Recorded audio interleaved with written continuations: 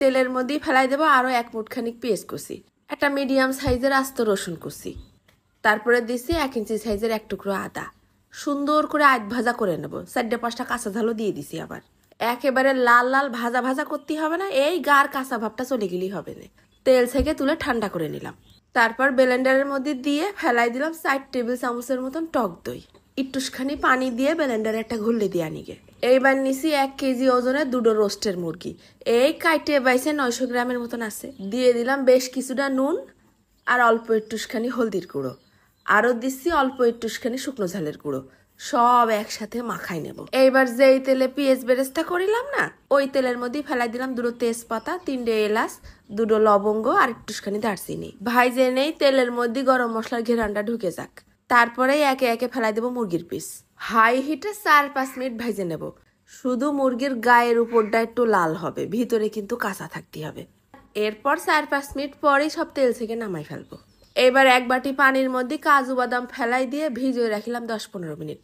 যেই বাদামটা একটু নরম হয়ে আসে অমনি পানি থেকে দিয়ে দেবো ব্লেন্ডারে। তারপরে দিচ্ছি পেঁয়াজ বেরেস্তা আর ওই যে প্রথমে করা এলাচের গুঁড়ো, একটুখানি পানি দিয়ে ব্লেন্ড করে নেব। এইবার শুকনো মশলার মধ্যে নিচে 2 পিস দারচিনি আর 4-5টা এলাচ, একটা জয়ফলের 3 ভাগের 1 ভাগ, একটুখানি জয়ত্রী, 3টে লবঙ্গ, হাফ চা চামচ জিরে আর হাফ চা চামচেরও কম অল্প একটুখানি গোলমরিচ। সব একসাথে তেল ছাড়া একটুখানি টেলে নিয়ে গুঁড়ো করে রেখে দেবো সাইড করে। এবার যেই তেলে পেঁয়াজ মুরগি ভাজিলাম ওখানে তেল একটু কমাই নিছি। ঢাইলে দিলাম প্রথমের ওই আদা রসুন পেঁয়াজ বাটাটা। এবার দিয়ে দেবো একটুখানি নুন আর হাফ চা চামচের মতন শুকনো ঝালের গুঁড়ো। এই রান্নায় কিন্তু কোনো হলুদ যাবে না। এবার দিয়ে দিলাম ওই গুঁড়ো করা মশলাটুক। সব একসাথে নাড়ে ভুনা ভুনা করে তেল উঠা উঠা ভাব করে নিতে হবে। মশলা যখন কষানো হয়ে গেছে তখন ফেলাই দেবো মুরগি। মুরগিটাও কিছুক্ষণ মশলার মধ্যে ভুনে নেব। রোস্ট বেশি মজা লাগে পানি না দিয়ে দুধ দিয়ে রানলে। যদি গরুর দুধ দাও তাহলে জাল করা উষ্ণ গরম দুধ দিবা, তখন আর কাটার ভয় থাকবে না। আমি এখানে 1 গ্লাস পানিতে 3 টেবিল চামচ গুঁড়ো দুধ গুলাই দুধ বানাই নিছি, সেই দুধটাই ঢেলে দিছি।